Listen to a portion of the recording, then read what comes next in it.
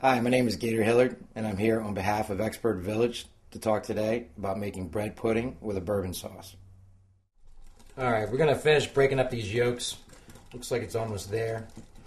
The next things that we are gonna like talk about is vanilla. You know, yesterday I went to the store to get some vanilla, and there's different kinds that you can use. There's fresh vanilla, which are just the beans that you have to scrape out and all that kind of stuff. But it's really expensive. Who wants to fool with that, right? They have the imitation vanilla, which is fine. Go ahead and use that. And basically what you're going to use, it's a lot cheaper than the other stuff. The other stuff's like $10 for a bottle that's like a quarter that size, and that's like 99 cents for a big bottle, so it's easier to work with.